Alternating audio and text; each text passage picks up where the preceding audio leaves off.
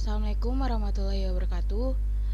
Sebelumnya, perkenalkan kami dari kelompok 4 ingin mempresentasikan hasil diskusi kami, yaitu dengan topik sifat kimia air laut.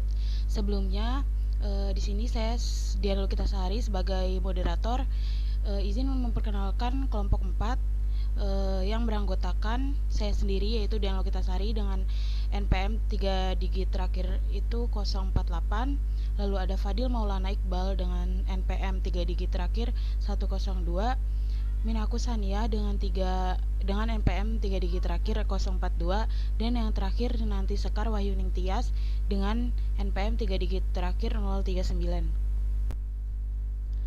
Materi pertama akan dibacakan oleh Mas Fadil Maulana Iqbal. pH.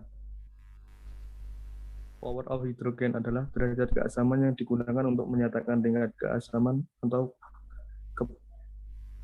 kebasaan yang dimiliki oleh suatu larutan. pH merupakan indikator tingkat asam atau basa pada air yang dinilai dengan skala 0 sampai 14. Air yang netral alias tidak basa maupun asam memiliki kandungan pH sebesar 7. Air asam memiliki pH kurang dari 7 dan air basa lebih dari 7. Air dengan pH yang terlalu tinggi atau terlalu rendah masing-masing memiliki efek samping. Air yang sangat asam dapat menimbulkan korosi atau bahkan menghancurkan logam.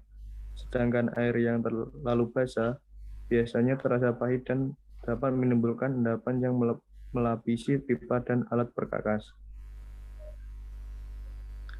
Faktor-faktor yang mempengaruhi pH air. 1. Konsentrasi CO2 dalam air. 2. Temperatur. 3. Konsentrasi karbonat dan bikarbonat. 4. Proses dekomposisi bahan organik. DO, disolved oksigen. Oksigen terlarut atau DO adalah jumlah oksigen terlarut dalam air yang berasal dari fotosintesa dan absorpsi atmosfer atau udara.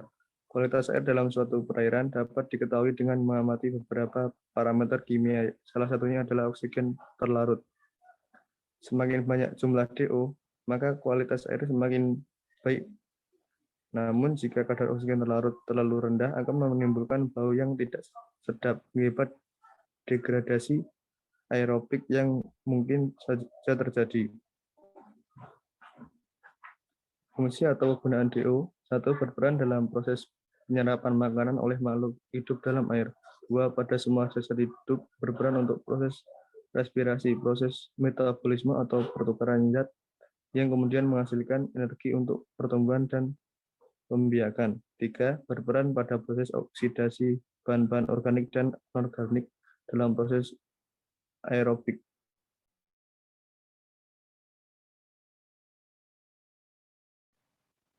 Sumber oksigen terlarut dalam perairan dapat diperoleh dari hasil fotosintesis fitoplankton atau tumbuhan hijau dan proses difusi dari udara, serta hasil proses kimiawi dari reaksi-reaksi oksidasi. Dampak dari rendahnya oksigen terlarut adalah mengancam biota laut ketika konsentrasi lebih rendah dari 2 mg per liter. Kondisi tersebut dinamakan hipoksia. Hipoksia sendiri merupakan kondisi di mana tidak cukupnya oksigen dalam jaringan untuk mempertahankan fungsi tubuh yang akhirnya dapat menyebabkan kematian pada biota laut. Faktor yang mempengaruhi DO, suhu, kekeruhan air, salinitas, pergerakan massa air dan udara, keberadaan produser autotrof yang mampu melakukan fotosintesis, dan proses difusi oksigen dari udara.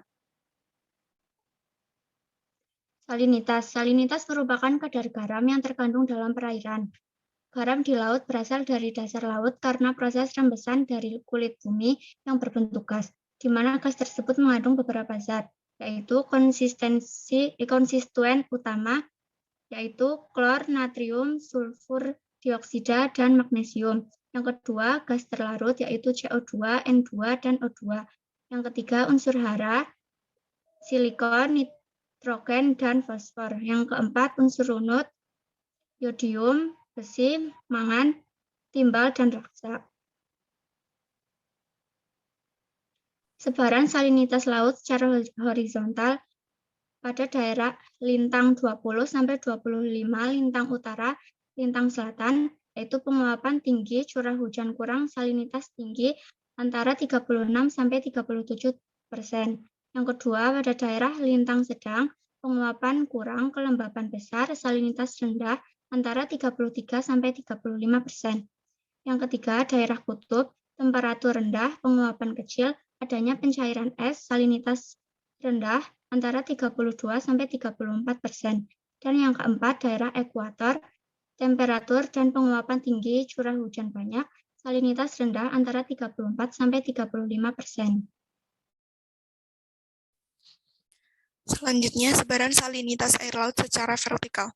Pertama, pada permukaan salinitas semakin besar jika temperatur air lebih tinggi daripada temperatur udara.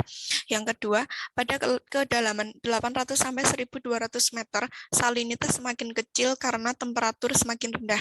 Yang ketiga, pada kedalaman lebih dari 1200 meter, salinitas naik mencapai maksimum yakni 34,9% karena tidak ada turbulensi. Faktor-faktor yang mempengaruhi salinitas air laut.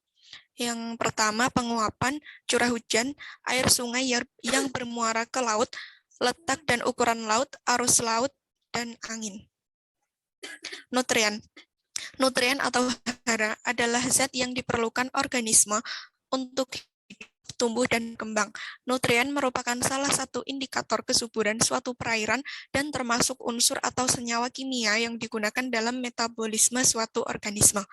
Nutrien sendiri dibagi menjadi dua, yakni yang pertama nutrien makro yang terdiri dari karbon, hidrogen, oksigen, nitrogen, sulfur, fosfor, dan lainnya. Yang kedua, nutrien mikro, ferum, kobalt, zinc, dan silikat. Nutrien yang berlimpah dalam suatu perairan dapat menghasilkan nilai produktivitas primer yang tinggi, sehingga akan mendukung terciptanya jejaring rantai makanan yang berkelanjutan dan akan berdampak pada kondisi sosial, khususnya pada manusia seperti berlimpahnya ikan konsumsi.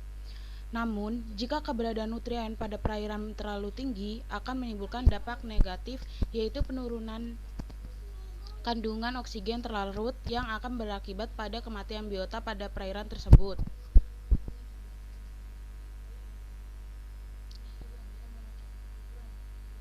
Cara menaikkan pH. Yang pertama, untuk pH di bawah 0,5 atau bersifat asam dapat diatasi dengan cara alami, yaitu dengan memberikan saringan yang terdiri dari pecahan koral dan pecahan kulit kerang dicampur dengan potongan batu kapur pada saluran aerasi kolam.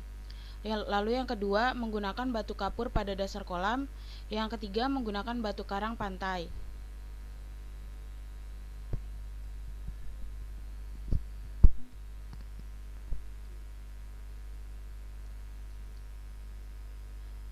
Cara menurunkan pH dalam kolam. Yang pertama, jika air kolam dalam kondisi basah atau nilai pH tinggi, maka dapat menggunakan daun ketapang untuk menurunkannya. Lalu yang kedua, menggunakan batang dan daun pepaya. Cara ini menjadi andalan para pemilik budidaya ikan lele karena bebas bahan kimia dan juga aman untuk kesehatan ikan lele dalam kolam. Sekian dari kelompok 4. Mohon maaf bila terdapat kekurangan dan kesalahan kata. Wabillahi taufiq wal hidayah. Wassalamualaikum warahmatullahi wabarakatuh.